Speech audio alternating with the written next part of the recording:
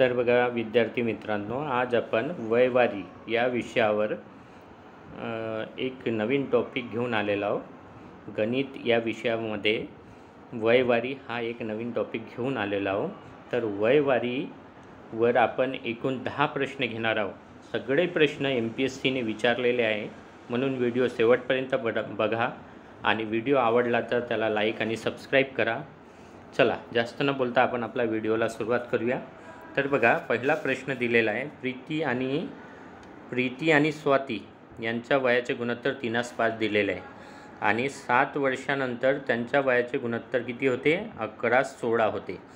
तर प्रीतीचे आजचे वय काढायला सांगितलं आहे। तर याच्यामध्ये एक सांगतो तुम्हाला, जे गुणोत्तर आधी दिलेलं असते त्याला असं वरती लिहायचं 3 आणि 5, ठीक आहे। आता याला काय करायचं, गुणोत्तर म्हणला तर आपण याला जर एक्सने गुणलं आणि याला जर एक्सने गुणलं तर दोन्ही संख्या कशा राहतील? कारण एक्स कटून जाईल, दोन्ही संख्या समान राहतील, म्हणून 3x याला करायचं, याला 5x करायचं। आता 7 वर्षानंतर म्हटलं तर करायची ॲडिशन, म्हणजे 7 ॲड करायचे याच्यात, ठीक आहे। वर्षानंतर तर दोन्ही याच्यामध्ये 7 ॲड होतील। 7 वर्षानंतर म्हटलं, वर्षापूर्वी म्हटलं असतं तर इथे मायनसचं साईन आलं असतं, लक्षात घ्या। वर्षानंतर म्हटलं म्हणून इथं प्लसचं साईन आलं, वर्षापूर्वी म्हटलं तर कशाचे येईल? मायनसचं साईन येईल। तर किती होते म्हणते तो गुणोत्तर? नवीन गुणोत्तर काय मिळालं आपल्याला? 11/16। तर याला सोडवायचं आता। तर बघा याचा करायचा असा तिरपा गुणाकार, तर 16 गुणिला 3x म्हणजे किती झाले? 48x। 16 गुणिला 7 म्हणजे किती? 112 आणि 11 गुणिला 5 म्हणजे किती? 55x आणि 11 गुणिला 7 म्हणजे किती? 77, बरोबर आहे। तर अशा प्रकारे हे आपण मांडणी करून घेतली। आता बघा ह्या 48ला इकडे घेऊन जायचं, कारण इकडे 55x आहे, 55xमधून हे इकडे प्लसमध्ये आहे तर इकडे जाऊन मायनस होईल, आणि 112 इकडे प्लस आहे आणि हा 77ला इकडे घेऊन यायचं। 77ला इकडे आणलं तर हा इकडे प्लस आहे, इकडे मायनस होईल। तर इथे काय आलं मग? 55x मायनस 48x एका बाजूला आलं आणि दुसऱ्या बाजूला काय आलं? 112 वजा 77, बरोबर आहे। आता 55मधून 48x गेले तर किती राहिले? 7x आणि 112मधून 77 गेले तर किती राहिले? 35, बरोबर आहे। आणि आता दोन्ही बाजूला काय करावं लागेल? 7 कसा आहे? याला गुणाकारात आहे तर दोन्ही बाजूला 7ने भागावं लागेल। तर 7ला यांनी भागितलं तर काय होईल? याला 7ने भागायचं, याला 7ने भागायचं, तर 7 कॅन्सल होईल, इथे 7 1 7 7 5 35, म्हणजे एक्सची किंमत किती आली? 5। त्यांनी काय विचारलं आपल्याला? प्रीतीचे आजचे वय। तर प्रीतीच्या आजचे वय किती आहे? 3x आहे ना, प्रीतीच्या आजचे वय 3x आहे। तर 3 गुणिला 5, एक्सची किंमत आली 5, 3 गुणिला 5 म्हणजे किती? 15। तर अशा प्रकारे हे उदाहरण आपल्याला सोडवता येतं। चला पुढच्या उदाहरणाकडे जाऊया।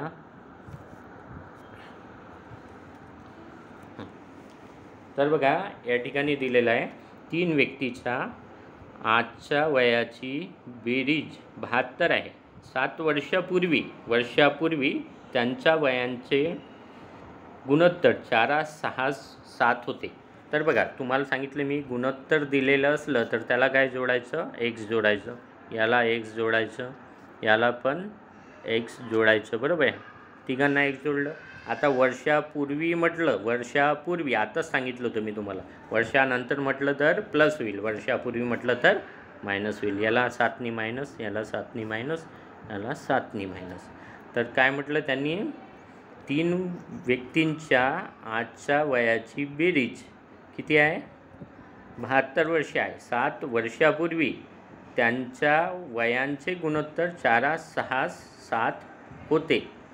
तर हे 7 वर्षापूर्वीचे गुणोत्तर आहे, बरोबर आहे।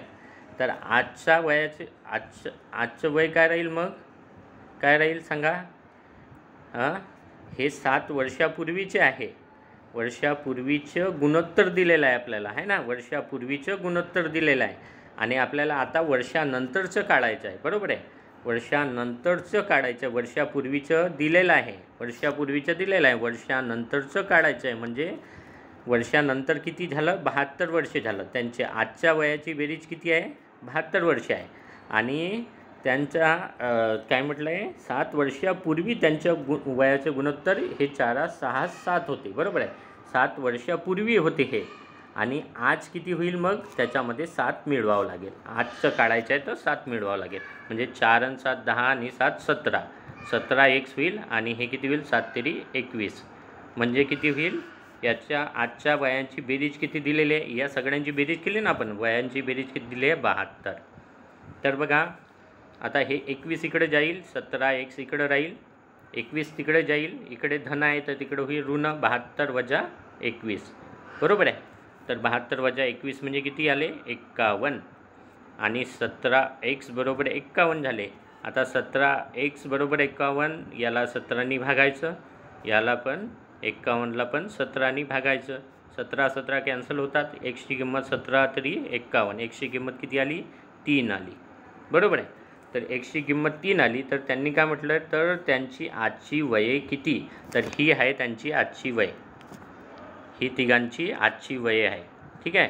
तर आजची वय किती होईल मग, 3 चो 12, 12 आणि 7 19, हा एक मिळाला. 3 सक 18, 18 आणि 7 किती, 18 आणि 7 किती होईल, किती होईल सांगा, 25. आणि 3 7 21 आणि 7 28. तर हा ऑप्शन आपला या ठिकाणी मिळतो. चला पुढच्या उदाहरणाकडे जाऊया. तिसरं उदाहरण सोडवूया आपण.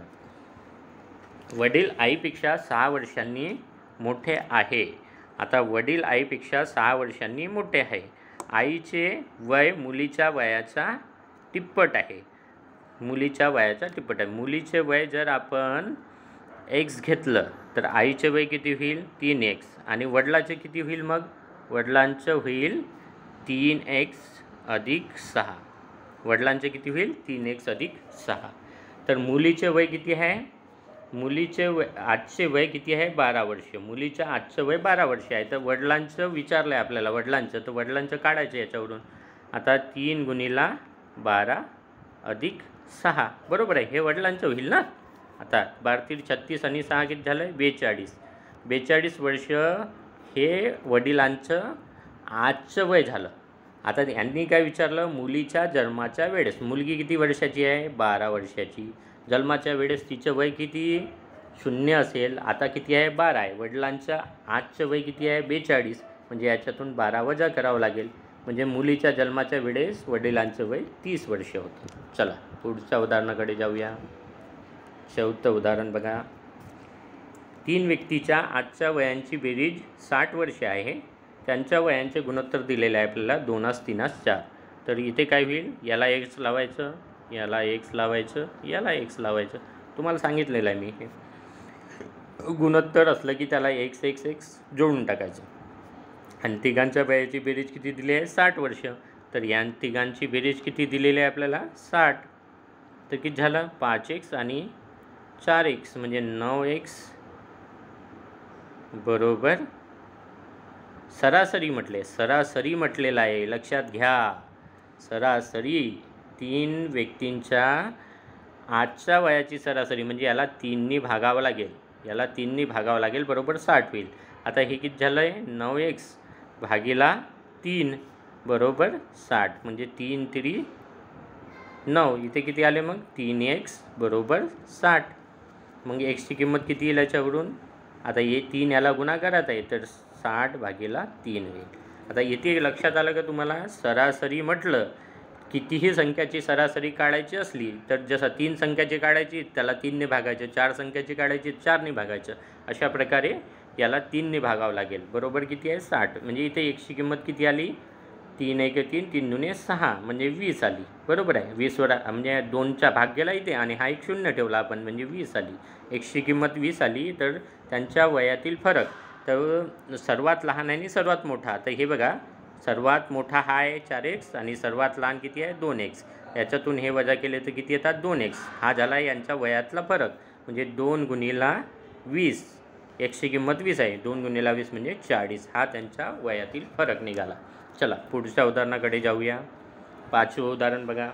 जॉन आणि त्याच्या जॉनचे वय त्याच्या भावाच्या निम्मे होईल जर त्याच्या भावाच्या वयात सध्याच्या वयात 2 वर्षाची भर घातली तर बघा जॉनचे वय काय म्हटलं आहे, त्याच्या भावाच्या वयाच्या निम्मे होईल.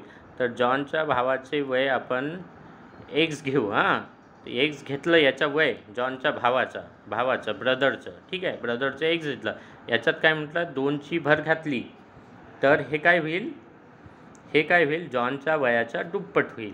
जॉनच्या वयाच्या दुप्पट होईल. जॉनचं वय किती आहे आजचं 30 वर्ष, याची दुप्पट करायची. हे बरोबर काय होईल जॉनच्या भावाचं वय. असं दिलेलं आहे.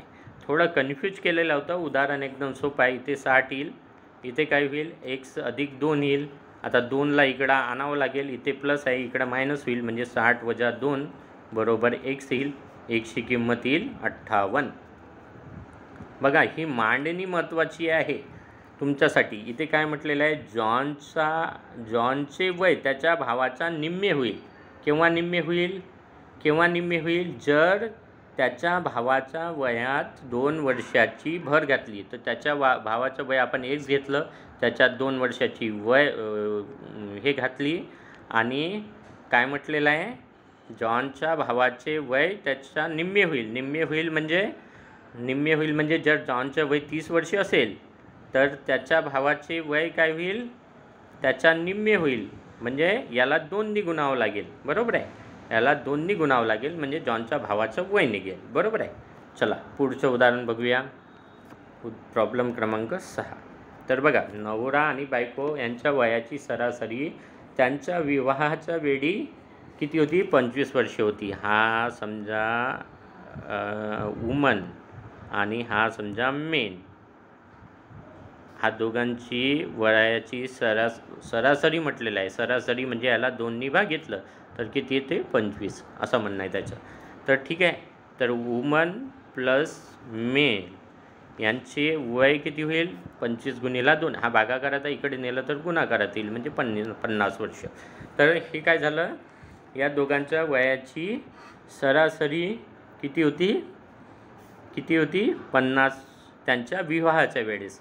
आणि जेव्हा त्यांना मुलगा झाला 2 वर्षानंतर मुलगा झाला तर मुलाचं वय तेव्हा किती होतं 0 वर्ष. पण यांचं वाढलेलं होतं ना, यांचं किती वाढेल मग 2 वर्षानंतर हिचं 2 वाढेल आणि याचंही 2 वाढेल म्हणजे किती झालं 2 2 4. तर ही 4 याच्यात मिळवायचे म्हणजे 54 वर्ष हे मुलाच्या जन्माच्या वेळेस यांचं वय होतं. ठीक आहे, किती वय होतं 54 वर्ष. आणि आजच्या त्यांच्या वयाची सरासरी किती आहे 24 वर्ष. म्हणजे woman main plus boy divided by 3. सरासरी म्हटलं तर 3नी भागावं लागेल. हां बरोबर आहे, लक्षात घ्या. हे 3 व्यक्तीची सरासरी काढायची तर 3नी भागायचं म्हणजे बरोबर 24 येईल. बरोबर आहे, म्हणजे वुमन मेन अँड बॉय बरोबर 24 झाले. बरोबर आहे. आणि याला भागीला 3 केलं तर 24 झाले.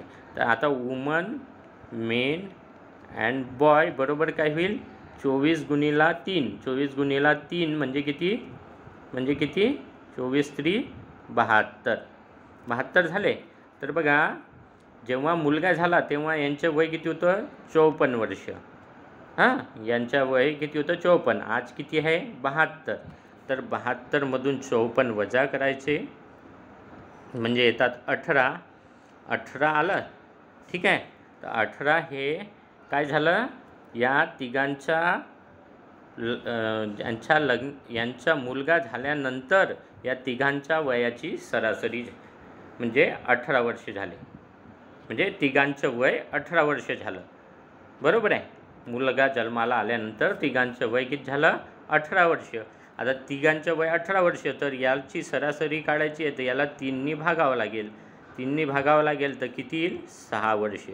तर त्यांच्या लग्नानंतर किती वर्ष झाले आता हे 6 वर्ष काय झालं मुलगा झाल्यानंतरचे 6 वर्ष आहे. बरोबर आहे. मुलगा झाल्यानंतरचे हे 6 वर्ष झाले. बरोबर आहे.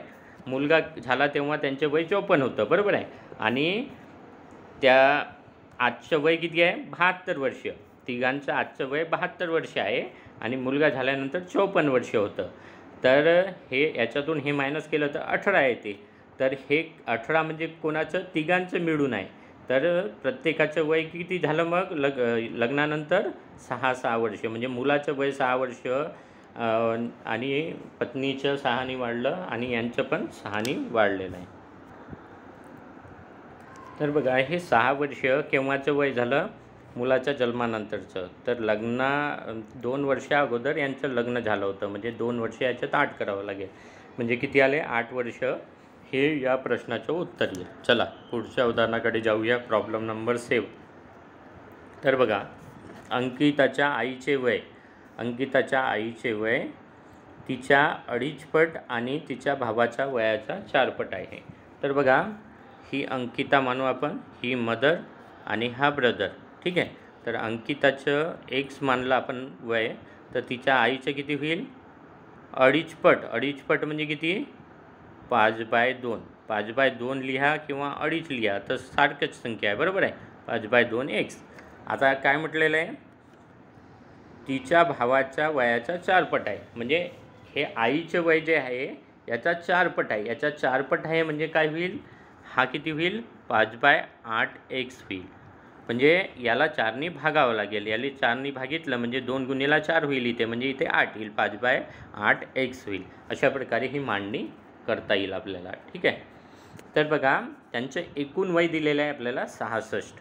तर बघा यांचं एकूण वय म्हणजे एक्स अधिक 5/2 एक्स अधिक 5/8 एक्स बरोबर 66 असं दिलेलं आहे आपल्याला, ठीक आहे. तर काय होईल आता इथे LCM किती निघतो 16.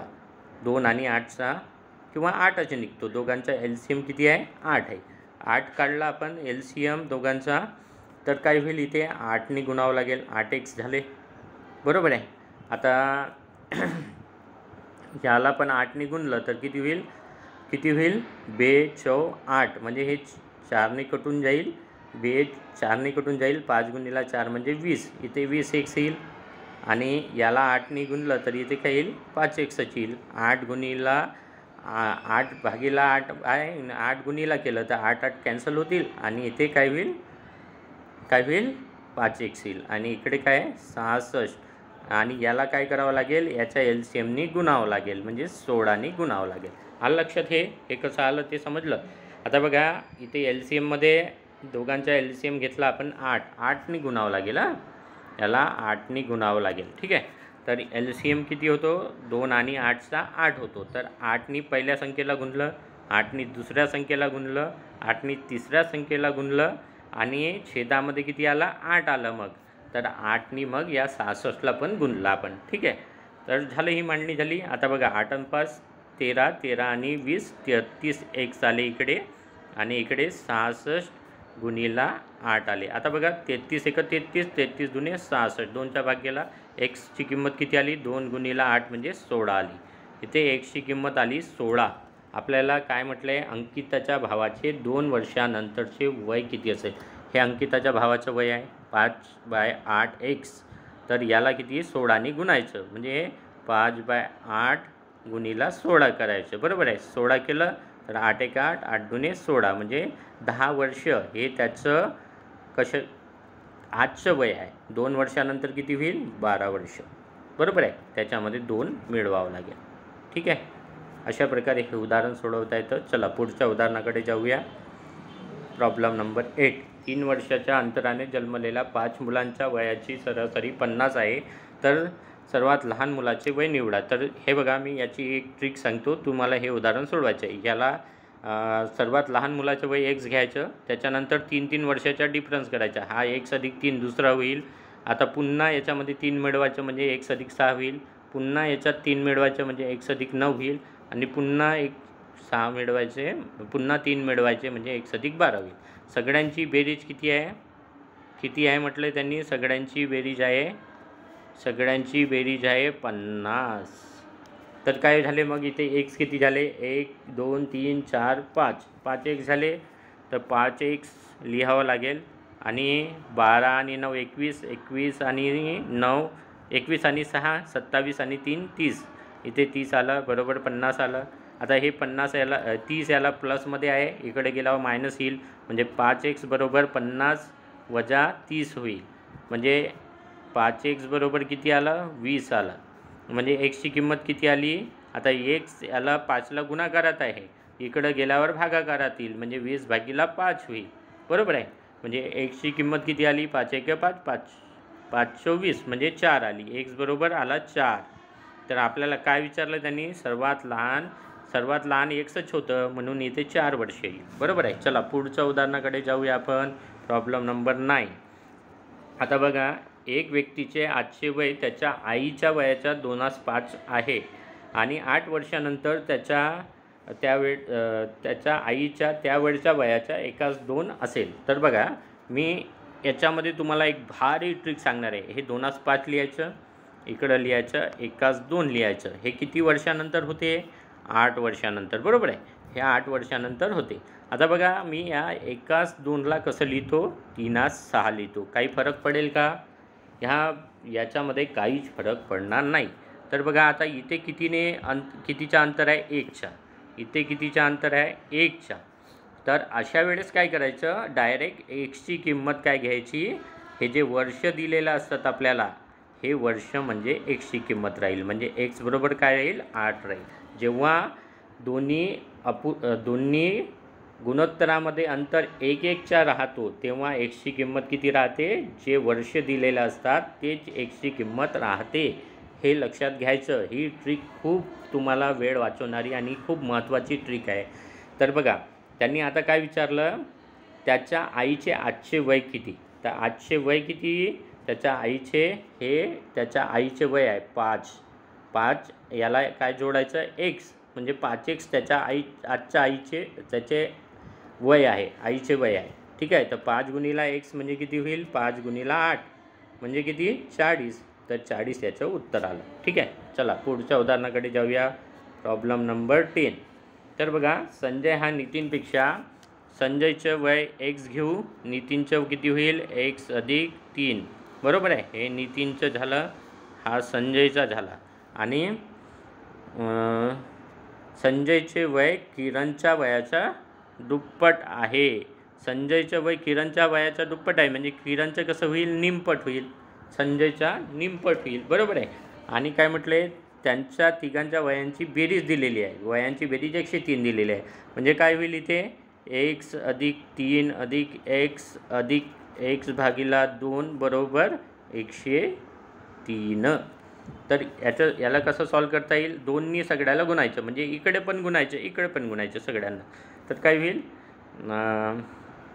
2नी प्रत्येक पदाला गुणावं लागेल. इथे 2नी गुणलं तर 2x येईल, इथे याला गुणलं तर 6 येईल, याला 2नी गुणलं तर 2x येईल, याला 2नी गुणलं तर xच येईल. बरोबर आहे. x/2ला याला 2नी गुणलं तर 206 येईल. बरोबर आहे.